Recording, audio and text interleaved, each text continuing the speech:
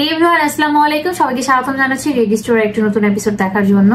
তো বর্তমানে অনেকেই দেখা যায় যে ফর্সা হওয়ার জন্য অনেক ধরনের ক্রিম ব্যবহার করে থাকে।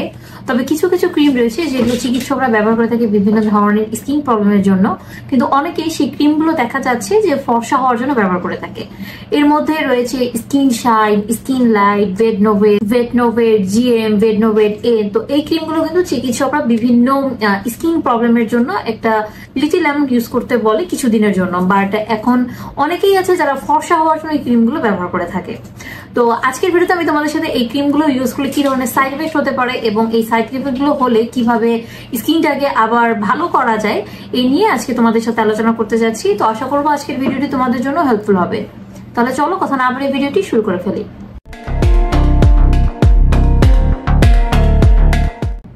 ফর্সা হওয়ার জন্য অনেকেই এই ধরনের ক্ষতিকারক ক্রিম ইউজ করে থাকে, কিন্তু তারা অনেকেই জানে না যে এই ক্রিমগুলো কতটা ক্ষতিকর স্কিনের জন্য। বিশেষ করে স্কিন শাইন এই ক্রিমটা কিন্তু খুবই পপুলার একটা ক্রিম স্কিন হোয়াইটের জন্য। বিভিন্ন পার্লারে কিন্তু এই ক্রিমটা সাজেস্ট করে থাকে হচ্ছে ফর্সা হওয়ার জন্য। এছাড়াও ভেটনোভেট, তারপর স্কিন লাইট, ভেটনোভেটের জিএম, তারপর হচ্ছে ভেটনোভেটের এম এবং আরো কিছু ক্রিম রয়েছে যেগুলো হচ্ছে অনেকেই সাজেস্ট করে হচ্ছে স্কিনটাকে ফর্সা করার জন্য। কিন্তু মূলত এই ক্রিমগুলো ডাক্তাররা হচ্ছে স্কিনের এমন কিছু প্রবলেম আছে তখন হয়তো ইউজ করতে বলে কিছুদিনের জন্য ওষুধ হিসেবে, ফর্সাকারী ক্রিম হিসেবে নয়। কিন্তু অনেকেই এই যে ভুলভাল এই ক্রিমগুলো ইউজ করার কারণে পরবর্তীতে তাদের স্কিনে কিন্তু অনেক ধরনের সমস্যা হয়। সমস্যা হওয়ার কারণ হচ্ছে এই ক্রিমগুলোতে কিন্তু অনেক ধরনের ক্ষতিকারক কেমিক্যাল ব্যবহার করা হয়, যেটা লং টাইম ইউজ করলে কিন্তু স্কিনের জন্য খুবই খারাপ।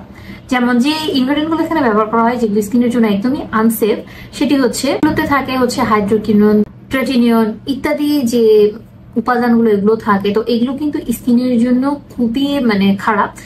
এগুলোর একটা পরিমাপ রয়েছে, ওই পরিমাণে ইউজ করলে তখন এটা স্কিনের জন্য হার্মফুল না। বাট যখন কেউ ফর্সা হওয়ার জন্য ইউজ করে তখন ফুল ফেসে ইউজ করে, গলা ইউজ করে এবং প্রতিদিন ইউজ করে, যার কারণে কিন্তু এটা স্কিনে সাইড এফেক্ট দেয়। তো এই ক্রিমগুলো ইউজ করলে যেটা হয় যে স্কিনটা কিন্তু পরে সাইড এফেক্ট হওয়া শুরু করে দেয়। যেমন স্কিন পাতলা হয়ে যায়, তারপরে হচ্ছে স্কিনের রগ দেখা যায়, কোনো কিছু স্কিনে স্যুট করতে চায় না। তারপর রোদের আলোতে গেলে তখন হচ্ছে স্কিন জ্বালাপড়া করতে শুরু করে।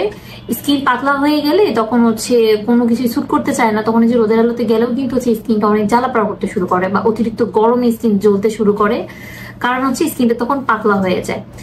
আর এগুলো যদি ইউজ করা বাদ না দেওয়া হয় তাহলে কিন্তু এটা ধীরে ধীরে স্কিনটা আরো অনেক ক্ষতি করে ফেলে, এমনকি স্কিন ক্যান্সার হওয়ারও কিন্তু সম্ভাবনা থেকে যায়। এখন অনেকেই হয়তো বলতে পারে যেহেতু এই ক্রিমগুলো হচ্ছে ডাক্তাররা বিভিন্ন চিকিৎসার জন্য সাজেস্ট করে থাকে, তাহলে এগুলো থেকে স্কিনের এমন ক্ষতি কেন হবে?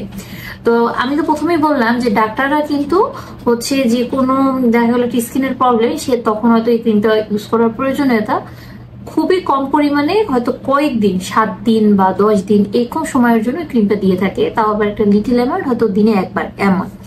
কিন্তু যখন ওই যে মানুষ ইউজ করে ফর্সা হওয়ার জন্য তখন কিন্তু প্রতিদিন ইউজ করে, যেটা স্কিনের জন্য ক্ষতিকর। তো এই হচ্ছে এই ক্রিমগুলোর সাইড এফেক্ট। এই ক্রিমগুলো ইউজ করলে এমন সাইড এফেক্ট হতে পারে।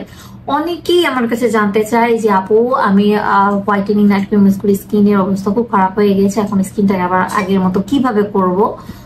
তো স্কিন যদি এরকম খারাপ হয়ে যায়, এই সাইড এফেক্ট গুলো থাকে, তাহলে হচ্ছে স্কিনে সব ধরনের প্রোডাক্ট ইউজ করা বন্ধ করে দিতে হবে।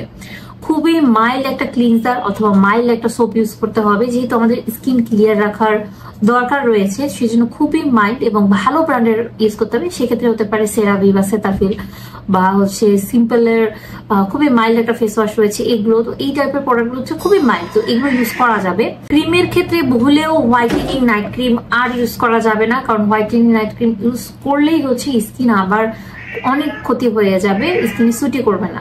তো যখন স্কিনে এই ধরনের সাইড এফেক্ট দেখা দেয় তখন কিন্তু কোনো কিছু স্কিনে স্যুট করতে চায় না। তো 2-3 মাস কোনো ধরনের কোনো ক্রিম ইউজ করা যাবে না, শুধুমাত্র ময়শ্চারাইজার ক্রিম ইউজ করা যাবে। ময়শ্চারাইজারের ক্রিমটা ইউজ করলে স্কিনটা হচ্ছে হাইড্রেট থাকে এবং স্কিনের ময়শ্চারটা ভালো থাকে। তো যার কারণে শুধুমাত্র ময়শ্চারাইজিং ক্রিম এবং একটা মাইল্ড ফেস ওয়াশ অথবা একটা মাইল্ড ক্লিনজার অথবা একটা মাইল্ড সোপ ইউজ করতে হবে। এভাবে করে 2 থেকে 3 মাস স্কিনটাকে রেস্ট দিতে হবে, তারপরে হচ্ছে আবার স্কিন কেয়ার শুরু করতে হবে। তারপরে এই না যে আবার নাইট ক্রিম ইউজ করা শুরু করে দিবে।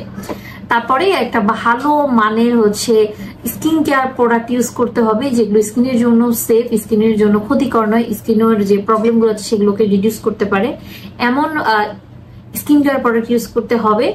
তো 3-4 মাস পরে আবার ফর্সা হওয়ার জন্য যে আবার হোয়াইটেনিং ক্রিম ইউজ করলাম, তো এটা কিন্তু করা যাবে না। তখন হচ্ছে ভালো মানের প্রোডাক্ট ইউজ করতে হবে স্কিনটার ভালো রাখার জন্য। কেয়ারের মানে অনেকেই বোঝে না, অনেকেই মনে করেন স্কিন কেয়ার মানেই হচ্ছে হোয়াইটেনিং নাইট ক্রিম ইউজ করলাম ফর্সা হয়ে গেলাম, এমনটা না।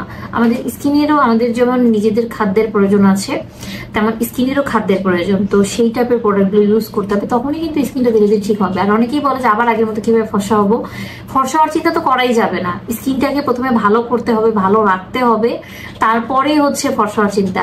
আর কেউ যদি চায় ন্যাচারালি ফর্সা হতে ঘরোয়া উপায়ে স্কিন কেয়ার করতে পারে। আর এমন অনেক ভালো ভালো প্রোডাক্ট রয়েছে যেগুলো ধীরে ধীরে স্কিনটাকে ব্রাইট করতে সাহায্য করে। আর যেগুলো হচ্ছে স্কিনটাকে যে ক্ষণিকেই ফর্সা করে দেয়, সেই প্রোডাক্টগুলো আসলে কখনোই ভালো হয় না স্কিনের জন্য। তো যারা আমার কাছে জানতে চেয়েছিলে যে তোমাদের এরকম সাইড এফেক্ট হয়েছে তো কিভাবে করে নিজেদের স্কিনটাকে ভালো করবে, তো এইভাবে করে তোমরা নিজেদের স্কিনটাকে টেক কেয়ার করতে পারো। আর এটা যে আমার কথা তা না, ডার্মাটোলজিস্টরাও কিন্তু এভাবে করেই বলে থাকে। তোমরা চাইলে কোনো ডার্মাটোলজিস্টের হচ্ছে শরণাপন্ন হতে পারো।